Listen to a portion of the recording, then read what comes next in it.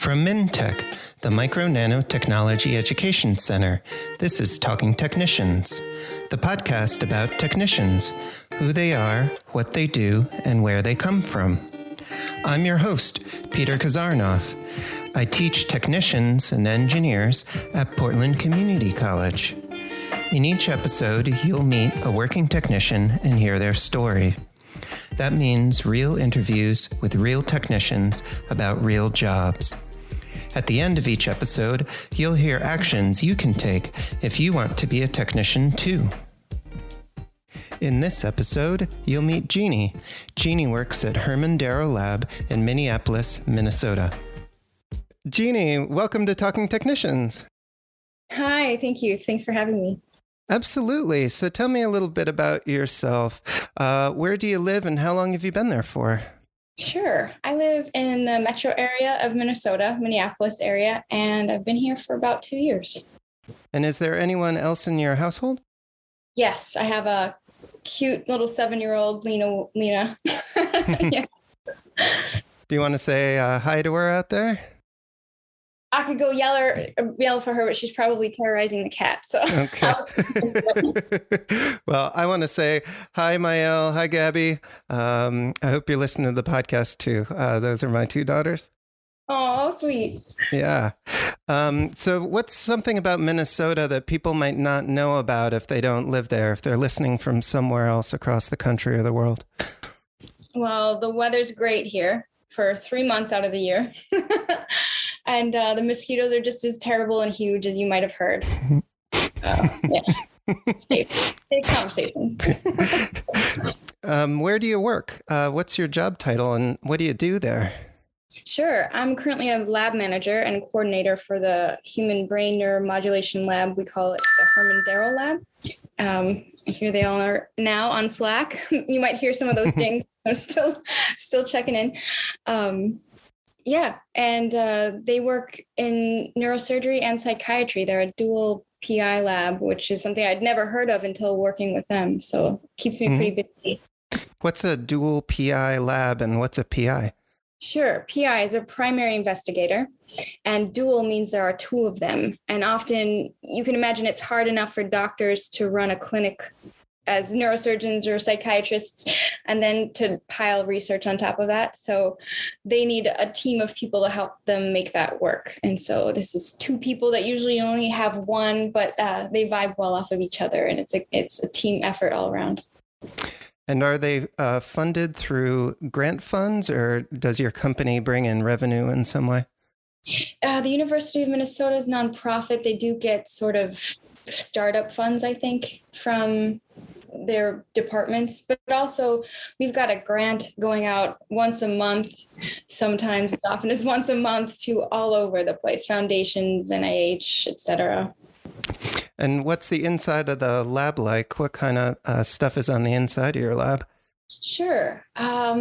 It's computer science based. So we've got shiny machines and lots of humming servers. Yeah, quite different from the lab I came from, but this one is more computer science based. And what's your work like day to day there? Sure. So I like to think of this lab as a bit of a startup coming from the Bay Area. What I understand that to be is it's beginning and needs a lot of foundational builds. So we're making contacts and networking, and we're writing grants, writing papers, collecting data. We have some pretty amazing participants who we have the privilege to collect data from. And some animal work collaborations and keeping all those things up to date, onboarding new people. I'm missing a bunch, but ordering, lab meetings, organization, regulatory is a huge aspect. You have to keep everything running as the protocol lays out, and you have to follow guidelines for working with humans in research. There's always something to do and always something that can keep me busy. About how many people work there? Yes, we just hired somebody 2 months ago, so now we're at 6. You're at 5 people. And do you mostly work alone or do you work in teams? We We help each other out through different projects, but a lot of it is done solo. So it just depends too. Yeah. And how do you communicate professionally with those 5 people? Sure. Before things like Slack, it would have been email, and it still is email. I like to think if it doesn't get written down, it never happens. So we use email and Slack a lot to communicate. But just now I was trying to communicate something with one of the PIs and completely got my wording mixed around. And so I called it opposite day. Clearly communication is tough, and things like Slack make it really easy to type really quickly. Email is a little bit better for longer communications you want to keep on hand. But and when we're in front of each other, we're talking and communicating that way. So we're recording this in 2021. How's the pandemic affected your work life? Work life, sure. We require elective surgeries for our research. So these patients are getting implants to localize seizures, and we get to work with them while they're in the hospital. And elective surgeries are on hold for a good 6 months. So we got to do a lot of catch-up data analysis, but we definitely had a complete pause in enrollment. And how does your work help people or affect people's lives? Sure. The doctors both want to increase quality of life in their patients, and they noticed cracks where they wanted to fill in. And in order to fill in and change standard of care, you need to do research to prove that it helps people. And so they're really looking at fundamental basics, brain mapping, diagnostic biomarker tools for depression, for example. Where does mood and memory come from? And then also just trying to prove that the clinical work that they do too helps and benefits people. So mixing their 2 neurosurgery psychiatry backgrounds to make both their patient sets just live better lives, because things like Parkinson's and movement disorders often come along with mood disorders, which is tough. What was something at work that you didn't expect, but now you do? This one I learned from Lawrence Livermore National Laboratory, actually. Mm-hmm. Science works on a 9 to 5, Monday through Friday. It doesn't always, but for the government it did. And science just felt so slow. I just remember idolizing movies like Jurassic Park and Honey, I Shrunk the Kids, where these scientists would be doing their work in their garage and they'd be making these amazing adventures and inventions. And that doesn't, I've never met anybody who did garage science, because you need infrastructure, and it just doesn't work that quickly. There's so many caveats to everything. And just ordering the right thing can take so long. So yeah, it was frustrating to see that science doesn't happen as quickly as it needs to.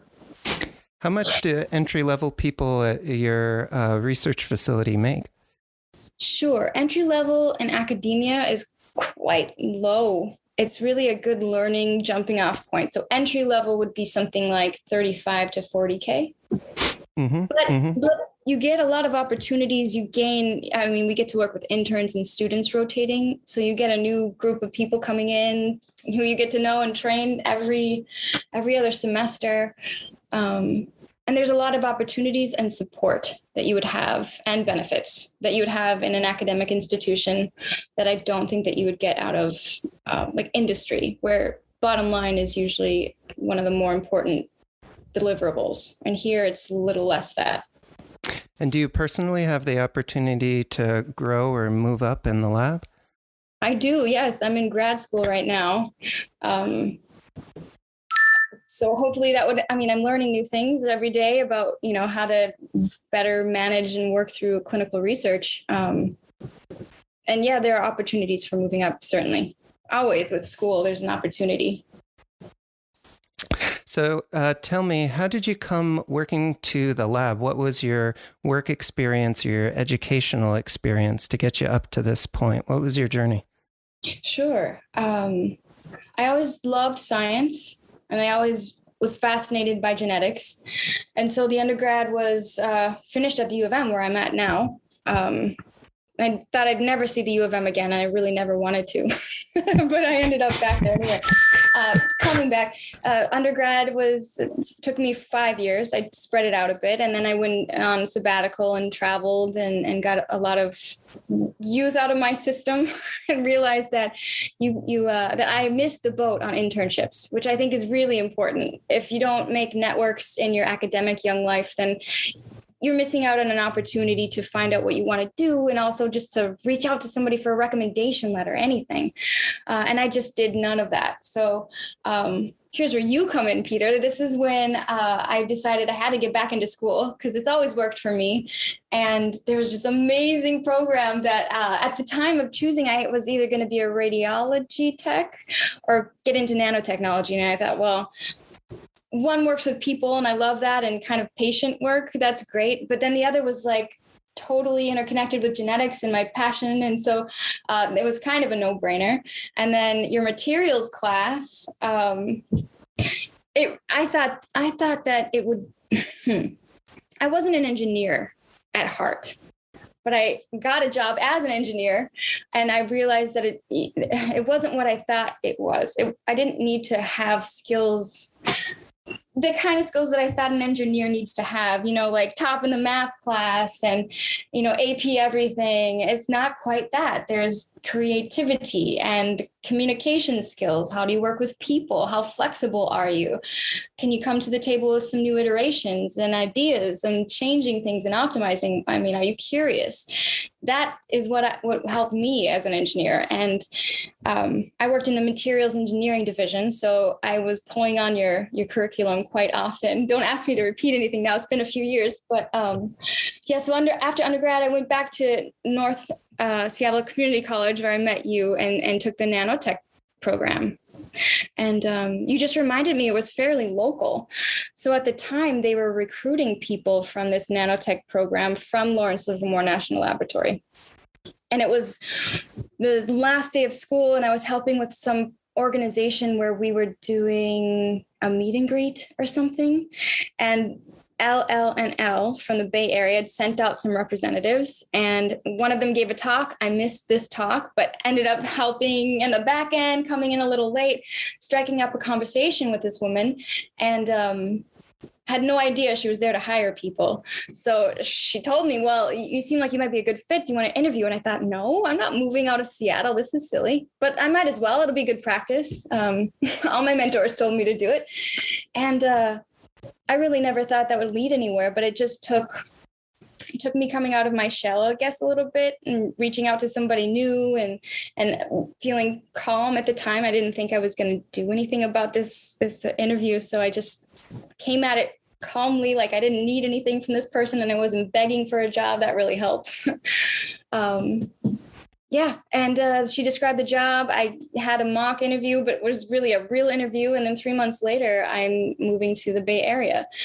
That was a wild ride for me. I don't even know how I could repeat something like that if I tried, but it was opportunity meets, setup, which was the nanotech program. Mm-hmm. So. And you worked as a technician at Lawrence Livermore National Lab, LLNL. What did you do there? Sure. They were making the implantable devices that I now work with in people. So they, not the exact ones, but very much, similar idea. So what I was doing at first was helping to design the wafers, silicon wafers, where we would lay layers of plastic and metal and different organization to make it such that these are flexible probes that can be implanted into what we were using at the time was rats, also a monkey design. And then we moved on to human ECOG recording devices. So at first it was design, learning about the studies. Then it was testing, impedance testing these devices before they get further packaged and packaging. The packaging world is amazing. And it sounds like a glorified SolidWorks 3D printing process, but it's more involved than that. The packaging can make or break your device, right? Because these things have to plug in offline and outside of the body. And so then I moved into packaging, which was how do we connect our computers to these devices that are going in the brain? So that was pretty fun. Learned electricity and more testing in beakers with PBS, phosphate buffered saline, to mimic the brain environment. And then I sort of moved into more safety, sort of grassroots management kind of stuff. I think Terry DeLima, my hero, the woman who hired me from Nanotechnology program, I think she saw that I liked to work with people and that I had a tendency to produce things. So, I think she was trying to fast track me towards something else. But I ended up realizing that school was calling again. So I went back. The reason I wanted to move was because I wanted to move up and do more. And at the time I wanted to get an engineering master's, and now I'm getting a clinical research master's because it's more applicable. But every move that I've made has had to do with school, and work experience too has helped tremendously.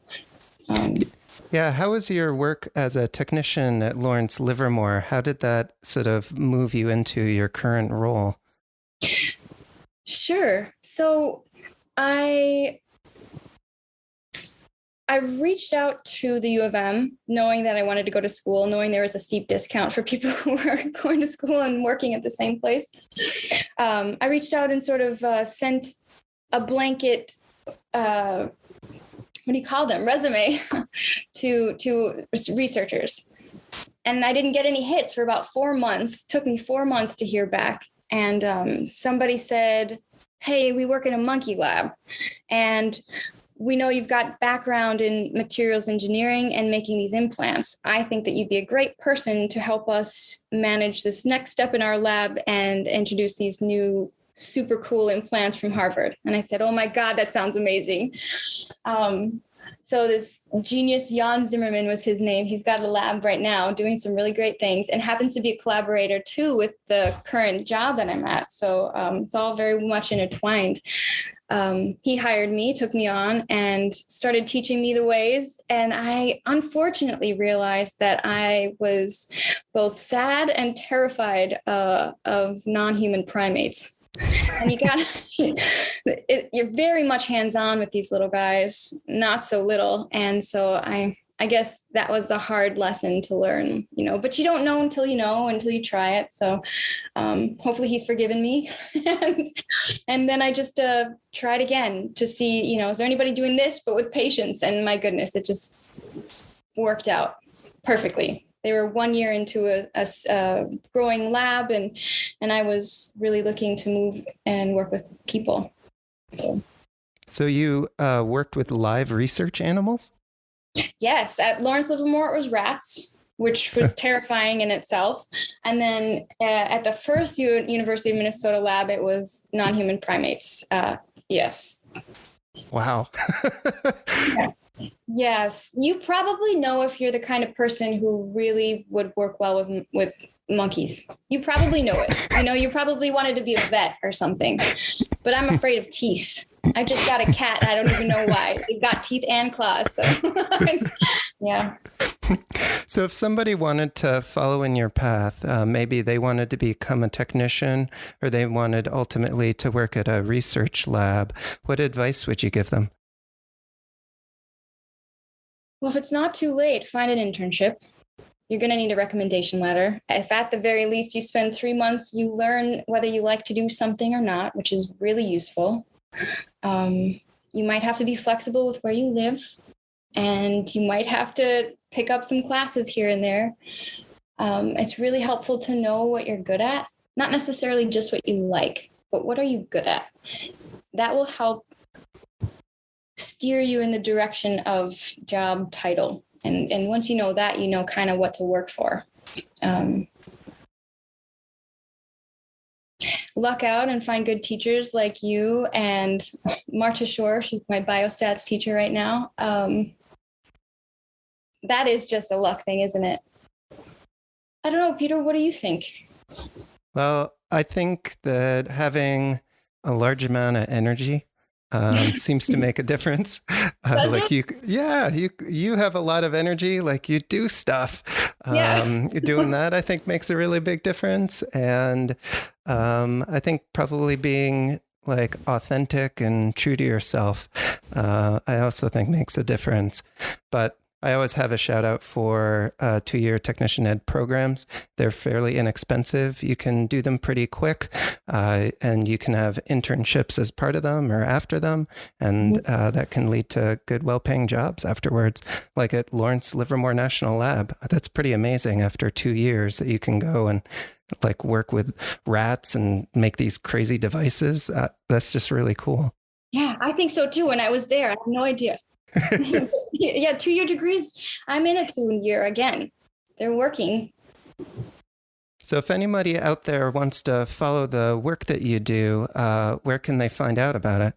Sure. The website is hermandarrowlab.com. We're releasing our own podcast at the end of this month, so they'll have some fun things to hear about with all their collaborators. That's probably the best place. I can share my email address too. It's just my UMN. Great. We'll put those links in the show notes. So Jeanie, thank you so much for being on Talking Technicians. I really enjoyed hearing about your work. Thank you, Peter. I appreciate you and your time. Thanks. Bye now. Bye. Talking Technicians is produced by MNT-EC, the Micro Nanotechnology Education Center, through financial support from the National Science Foundation's Advanced Technological Education Grant Program. Opinions expressed on this podcast do not necessarily represent those of the National Science Foundation. Join the conversation. If you are a working technician or know someone who is, reach out to us at info@talkingtechnicians.org. We're always looking out for great guests to share more stories with you.